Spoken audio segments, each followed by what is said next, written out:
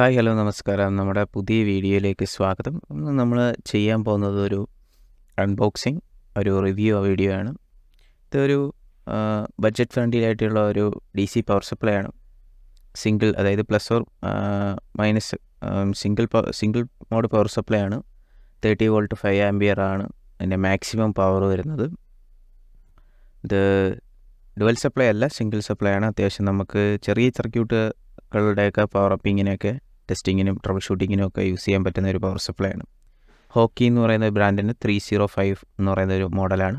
ഞാൻ ഇപ്പം മേടിച്ചേക്കുന്ന variant 5 ampere 30 വോൾട്ടാണ്. അത്യാവശ്യം ഒരു നല്ല പാക്കിങ്ങിലാണ് സാധനം വന്നേക്കുന്നത്. പക്ഷേ ബ്രാൻഡിൻ്റെ ഡീറ്റെയിൽസൊക്കെ നമ്മൾ ഓൺലൈനിലൊക്കെ നോക്കുമ്പോൾ ജസ്റ്റ് ഒരു വെബ്സൈറ്റ് ഉണ്ട്. പക്ഷേ അത് വലിയ ഡീറ്റെയിൽസ് ഉള്ള ഒരു വെബ്സൈറ്റ് ഒന്നുമല്ല.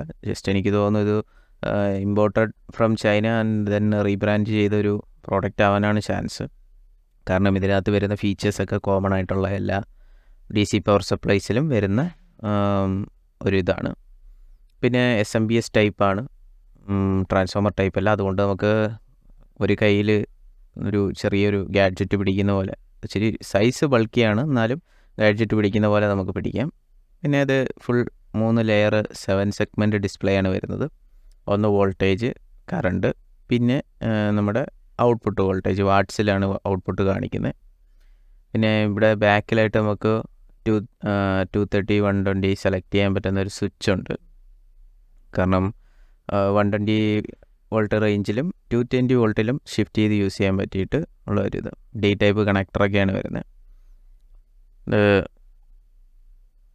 നമ്മുടെ സാധാരണ നോർമൽ ഒരു പ്ലഗും പിന്നെ അതിൻ്റെ കൂടെ ഒരു ക്രൊക്കഡൈൽ പിന്നും മാത്രമാണ് വരുന്നത്. കാരണം ഇത് സിംഗിൾ മോഡ് പവർ സപ്ലൈ ആണ്.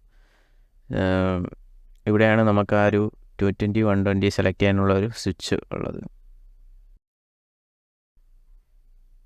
ഇവിടെ നമുക്കത് ചേഞ്ച് ചെയ്ത് കഴിഞ്ഞാൽ 120യിലും യൂസ് ചെയ്യാം. പക്ഷെ നമ്മുടെ ഇവിടെ ഇന്ത്യയിൽ 220 വോൾട്ട് റേഞ്ചാണ് യൂസ് ചെയ്യുന്നത്. അതുകൊണ്ട് നമുക്ക് ആ ഒരു സ്വിച്ചിൽ തന്നെ ഇട്ടാൽ മതി. നമുക്ക് വലുതായിട്ട് ചേഞ്ച് ചെയ്യേണ്ട ആവശ്യമൊന്നുമില്ല. അതിലെങ്ങനെ ബാഡ്ജിങ് കാണിക്കും.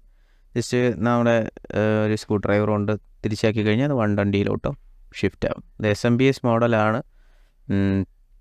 ഈ ഒരു പവർ സപ്ലൈ ട്രാൻസ്ഫോമർ അല്ല എന്ന് ഞാൻ നേരത്തെ പറഞ്ഞിരുന്നു. പിന്നെ ഒരു USB കണക്ഷൻ വരുന്നുണ്ട്. പിന്നെ ഔട്ട്പുട്ടിനും പവർ അപ്പിനും വേണ്ടിയിട്ടുള്ള സ്വിച്ചുകൾ വരുന്നുണ്ട്. പിന്നെ നമുക്ക് ഓവർ കറണ്ട് പ്രൊട്ടക്ഷൻ വരുന്നുണ്ട്. കറണ്ട് സെറ്റ് ചെയ്യാം, ലിമിറ്റ് സെറ്റ് ചെയ്യാം. പിന്നെ കണ്ടിന്യൂസ് കറണ്ട് ഫ്ലോയുടെ കാര്യവും എല്ലാം മോണിറ്റർ ചെയ്യാൻ പറ്റും നമുക്ക്. അതാണല്ലോ നമുക്ക് ഈ ഒരു പവർ സപ്ലൈ വെച്ചിട്ട് നമുക്ക് ആ ഒരു സർക്യൂട്ടിൻ്റെ പവർ കൺസംഷനും ഒക്കെ നമുക്ക് ഐഡൻറ്റിഫൈ ചെയ്യാൻ ഈ ഒരു സർക്യൂട്ട് എളുപ്പം. ഇതിലോട്ട് കണക്ഷൻ കൊടുക്കുക, അതായത് വോൾട്ടേജ് എടുക്കാൻ വേണ്ടിയിട്ട് നമുക്ക് നോർമലായിട്ട് കൊടുക്കാവുന്നതേ ഉള്ളൂ. 220 നമ്മുടെ ഔട്ട്പുട്ട് വോൾട്ടേജ് എടുക്കാൻ വേണ്ടിയിട്ട് റെഡ്, ബ്ലാക്ക് ഇത് രണ്ടും യൂസ് ചെയ്താൽ മതി. നടുക്കത്തെ ഗ്രൗണ്ട് നമുക്ക് വലിയ യൂസ് ഇല്ലാതെ റെസ്പെക്റ്റീവ് നമ്മൾ മെഷർ ചെയ്ത് നോക്കുമ്പോൾ വലിയ വോൾട്ടേജസ് ഒന്നും അവിടെ കാണിക്കുന്നില്ല. അതിനിപ്പോൾ നമ്മുടെ ഓൺ ബോഡി ഗ്രൗണ്ട് ആണോ എന്ന് ഉദ്ദേശിക്കുന്നതെന്ന് അറിയില്ല. പക്ഷെ അത് കണക്റ്റഡ് അല്ല, ഞാനത് ചെക്ക് ചെയ്ത് നോക്കിയിരുന്നു. അപ്പം നമുക്ക് ടെസ്റ്റ് ചെയ്യാൻ വേണ്ടിയിട്ട് ഇവിടെ ഒരു പിക്സൽ, സിംഗിൾ കളർ പിക്സലാണ് നമ്മൾ എടുക്കുന്നത്.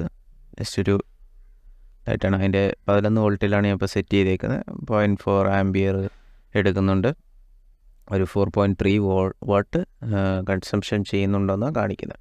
ഇത് ആക്ച്വലി ഇതൊരു റെഫറൻസ് ആണ്. ഇത് എത്രത്തോളം ആക്യുറേറ്റ് ആണെന്നോ ഇതിൻ്റെ ഡ്യൂറബിലിറ്റിയോ ഒന്നും തന്നെ നമ്മൾ ഈ ഒരു വീഡിയോയിൽ പറയുന്നില്ല. കാരണം ഇത് യൂസ് ചെയ്താൽ മാത്രമേ നമുക്ക് അതിൻ്റെ ഡ്യൂറബിലിറ്റിയും കാര്യങ്ങളും ഒക്കെ പറയാൻ പറ്റൂ. പക്ഷേ ഫസ്റ്റ് ഇംപ്രഷൻ ഈ ഒരു പ്രോഡക്റ്റ് അത്യാവശ്യം വർത്താണ്. എനിക്ക് ലാബ് ബെഞ്ച് പവർ സപ്ലൈ ഒന്നും ഇല്ലായിരുന്നു. നമ്മൾ ഈ അഡാപ്റ്റേഴ്സൊക്കെ യൂസ് ചെയ്തിട്ടാണ് പല സർക്യൂട്ടുകളും ടെസ്റ്റ് ചെയ്യുന്നത്. പക്ഷേ അത് ഒരു പ്രൊഫഷണൽ വേ അല്ല. കാരണം അങ്ങനെ ചെയ്യുമ്പം നമ്മുടെ ആ സർക്യൂട്ട് ഡാമേജ് വരാനുള്ള ചാൻസസ് ഉണ്ട്. അതുകൊണ്ട് നമ്മളിപ്പോൾ ഇവിടെ ഇങ്ങനെയൊരു പെർഫെക്റ്റ് സൊല്യൂഷനായിട്ട് ഈ ഒരു DC പവർ സപ്ലൈ യൂസ് ചെയ്യുന്നു. നമുക്ക് വോൾട്ടേജ് എല്ലാ റേഞ്ചിലും നമുക്ക് അഡ്ജസ്റ്റ് ചെയ്യാൻ പറ്റും. അതേപോലെ റിയൽ ടൈമായിട്ട് നമുക്ക് കറണ്ട് നമുക്ക് ലിമിറ്റ് സെറ്റ് ചെയ്ത് വെച്ച് കഴിഞ്ഞാൽ അതിൽ താഴെ എത്ര കൺസംഷൻ ചെയ്യുന്നുണ്ടെന്ന് കാണിക്കാം. പിന്നെ ഇനി നമുക്കിതിൻ്റെ ഷോർട്ട് സർക്യൂട്ട് ടെസ്റ്റുകളും കാര്യങ്ങളൊക്കെ ചെയ്ത് നോക്കാം, എത്രത്തോളം വർക്കിംഗ് ആണ് എന്നുള്ളതൊക്കെ. അത്യാവശ്യം എൻ്റെ ഒരു ഫസ്റ്റ് യൂസിൽ ഈ ഒരു ഇത് വർത്താണ്. നമുക്ക് ഔട്ട്പുട്ട് ഓഫ് ചെയ്ത് വെക്കാനൊക്കെ പറ്റും. അത് മസ്റ്റാണ്. ഈ ഒരു ടൈപ്പ് ഓഫ് എക്യുപ്മെൻറ്റ്സിന് അങ്ങനെ വേണം. കാരണം നമുക്ക് എപ്പോഴും ഫുൾ ടൈം നമ്മൾ കണക്ട് ചെയ്തിട്ട് എന്തെങ്കിലും റെക്ടിഫിക്കേഷൻ ടൈമിൽ നമുക്കത് ഓഫ് ചെയ്ത് വെക്കണം. പിന്നെ ഫുൾ പവർ ഓഫ്, ഇത് 2 സ്വിച്ചാണ് വരുന്നത്. ഷോർട്ട് സർക്യൂട്ട് ടെസ്റ്റ് ചെയ്യാൻ ആയിട്ട് നമ്മൾ ഇപ്പം ഒരു സ്ക്രൂ ഡ്രൈവറിൻ്റെ ടെർമിനലിൽ പ്ലസ് കണക്ട് ചെയ്തിട്ട് ജസ്റ്റ് മുട്ടിക്കുമ്പോൾ തന്നെ ഔട്ട്പുട്ട് കട്ടാവുന്നുണ്ട്. OCP ഫങ്ഷൻ വർക്ക് ചെയ്യുന്നുണ്ട്. അന്നേരം അതിന് റീസ്റ്റാർട്ട് ആവണമെങ്കിൽ നമ്മൾ ഔട്ട്പുട്ട് ഒന്ന് ഓഫ് ചെയ്ത് ഓൺ ചെയ്തിരുന്നു. ഔട്ട്പുട്ട് ഓഫ് ചെയ്ത് ഓൺ ചെയ്ത് കഴിഞ്ഞാൽ അത് വരുന്നതായിരിക്കും.